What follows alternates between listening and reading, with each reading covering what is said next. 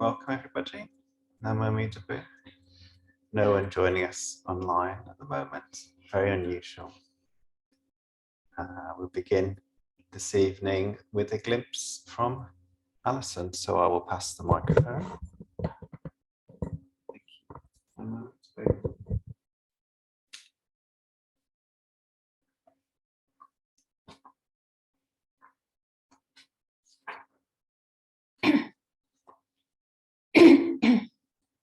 This was written in December. Less is enough. Today is the anniversary of Buddha Shakyamuni's enlightenment, and I'm writing my first Dharma Glimpse. During this morning's Nembutsu, I began chanting and suddenly started to laugh. I don't really know why, or at least I didn't. I looked up at the Buddha and said a rather silly sorry. The Buddha smiled back and reminded me that it's fine to not always take the practice too seriously. We can bring lightness and humor into what we do. I said thank you and started laughing again as I realized that on the one hand, this seemed really silly, but that this was an important insight, and that at the same time, my glimpse had been seemingly gifted to me. I was relieved to have had this inspiration and could use it as my glimpse. A little later, the thought that this wasn't the kind of glimpse that I'd wanted to write about entered my mind. I'd wanted to write a serious glimpse, a clever glimpse, incorporating a message from Manshi Kiyosawa's book, which I'm currently studying, December Fan. This gifted glimpse or insight was too short and too simple, not to mention too silly. It wasn't enough to meet my high expectations of myself, satisfying my need for perfectionism, especially for my very first Dharma glimpse. Yet the Buddha had taught me that it was enough. I was reminded just recently, in the aftermath of an intensely stressful move from Malvern to London, that I'd made the decision to adopt a mantra, being less is enough. I need to go more gently. I'd been partly successful. My bread not rising for Bodhi Day was enough. My not saying too much during the listening circle was enough. My stopping after 30 minutes of cleaning the kitchen was enough. And my not having been able to prepare responses on others' book reflections last week was also enough. So maybe writing a short and silly glimpse that nevertheless conveyed a good message that had dropped into my lap this morning would also be enough.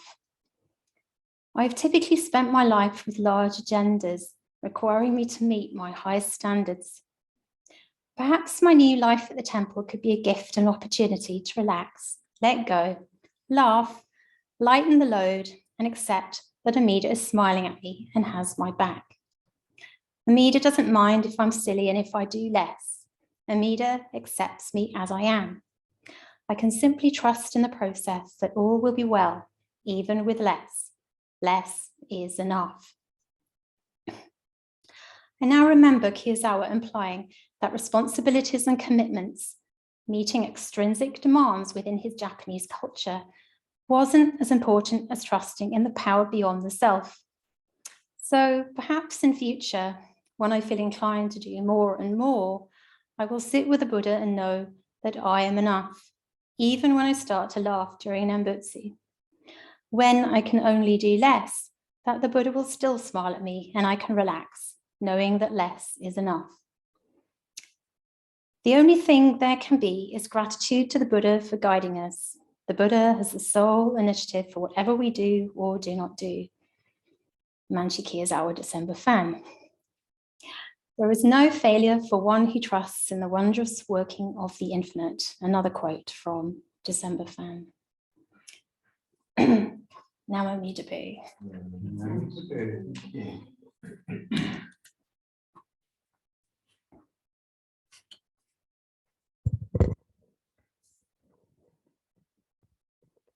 Welcome to Claire and Beth who've joined us online as we go into some meditation.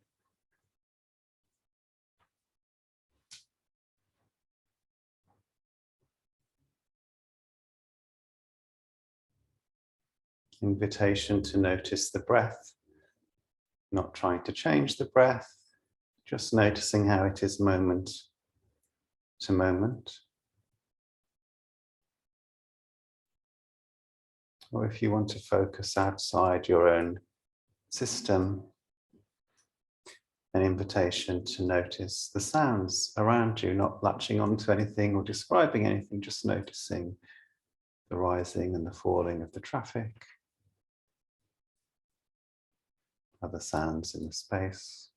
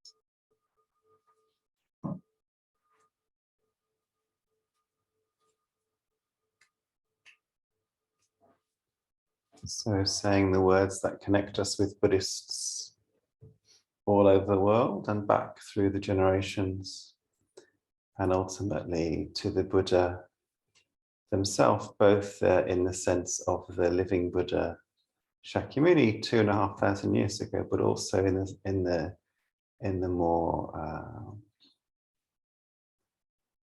transcendental, maybe we can use that word, sense of the word Buddha, to Amida Buddha.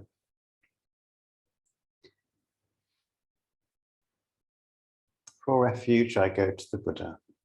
For refuge, I go to the Buddha. The one who is awake and full of life. The one who is awake and full of life. Namo Buddhaya. Namo Buddhaya. For refuge, I go to the Dharma. For refuge, I go to the Dharma. All that guides us to wisdom and compassion. All that guides us to wisdom and compassion. Namo Dhammaya. Namo Dhammaya. For refuge, I go to the Sangha. For refuge, I go to the Sangha. Those who live in the Buddha's light. Those who live in the Buddha's light. Namo Sanghaya. Namo Sanghaya. With faith in the three jewels. With faith in the three jewels. I pray that I may not take life. I pray that I may not take life. With faith in the three jewels. With faith in the three jewels. I pray that I may not steal. I pray that I may not steal. With faith in the three jewels. With faith in the three jewels. I pray that I may avoid sexual misconduct. I pray that I may avoid sexual misconduct. With faith in the three jewels. With faith in the three jewels. I pray that I may avoid wrong speech. I pray that I may avoid wrong speech. With faith in the three jewels. With faith in the three jewels. I pray that I may avoid intoxication. I pray that I may avoid intoxication. No blame. No blame. Be kind. Be kind. Love everything. Love everything.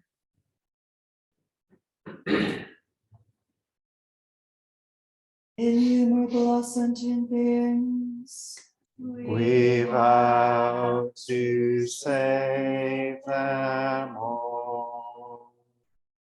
inexhaustible our deluded passions, We vow to transform them all. immeasurable are the Dharma teachings, We vow to master them all. infinite is the Buddha's way, We vow to fulfill it completely.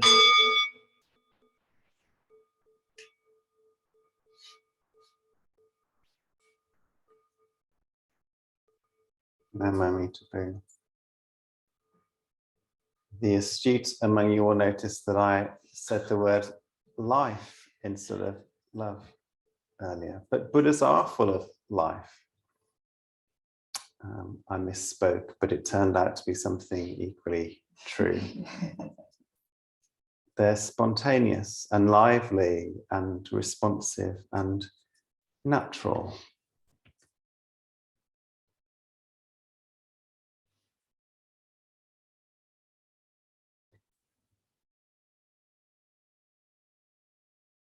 And when a Buddha looks at the world, what they see is other Buddhas everywhere. The flowers are Buddhas, the candles are Buddhas, the offering bowls are Buddhas, the windows are Buddhas.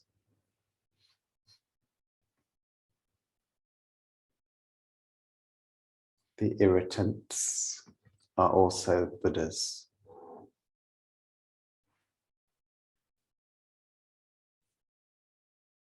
What does it mean for these things to be Buddhas? It means that when the Buddha sees these things, they see that they are also glowing with love and compassion from their own side, that their existence is a manifestation of wisdom and love and compassion.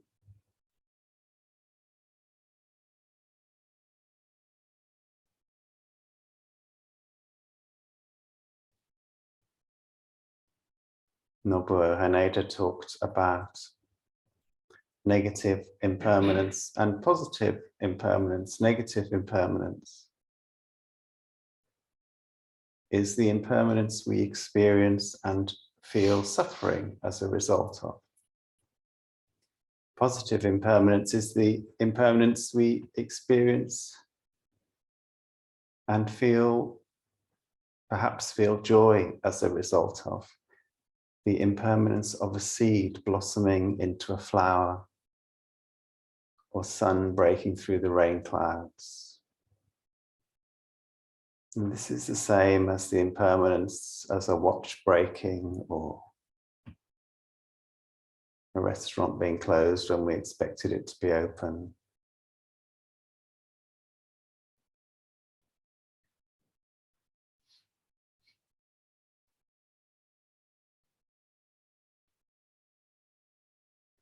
And from the point of view of the Buddha, these things are the same.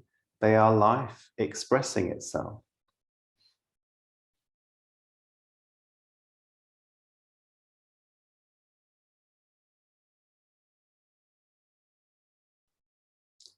It's a difficult leap to make. How can this thing that is really painful be a Buddha speaking to me? But there is something profound in engaging with that question.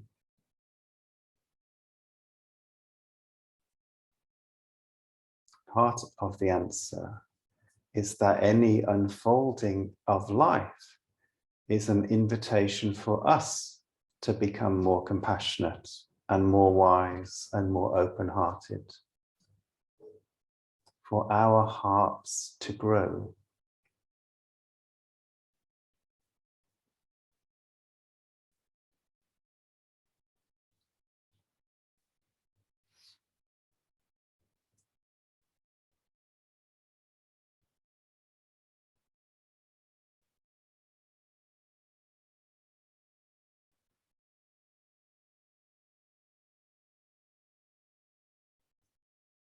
As pure practitioners, as Buddhist practitioners, as people who say the Nembutsu sometimes we're in the position of the one who is calling out for help,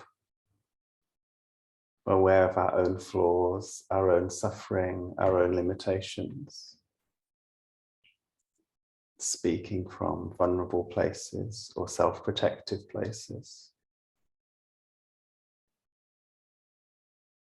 It's one way of doing the Nembutsu and one way of being in life.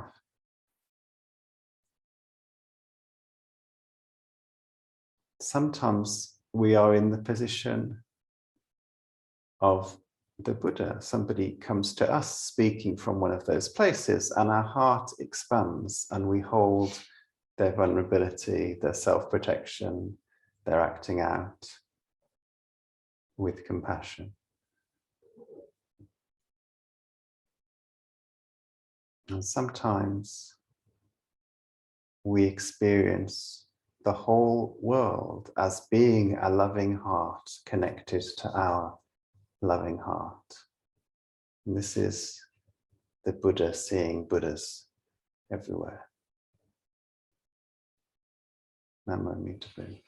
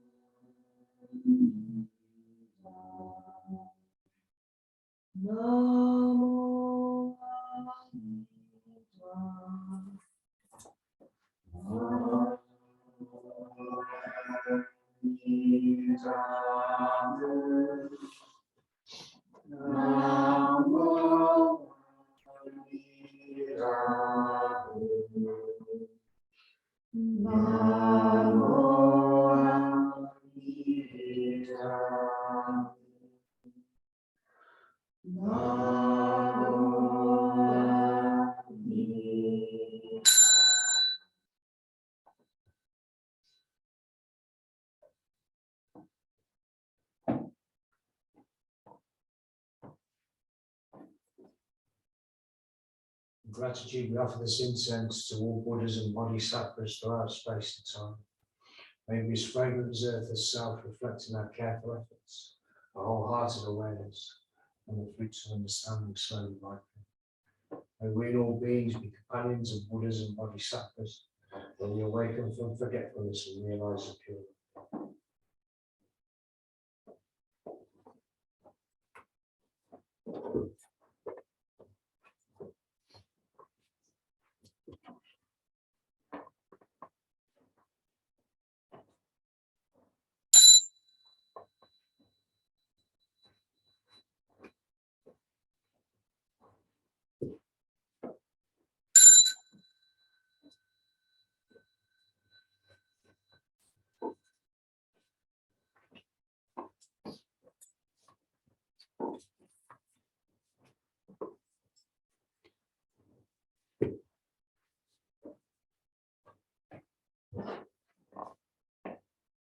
Blessed by Amitabha's light, may we care for all living things and the holy earth. Amen. Please do. I did say that we weren't going to have mindful maintenance because Kaspa's away on Saturday, but I am going to do some gentle gardening in the morning after practice. So if anyone is around and wants to join me, Me too.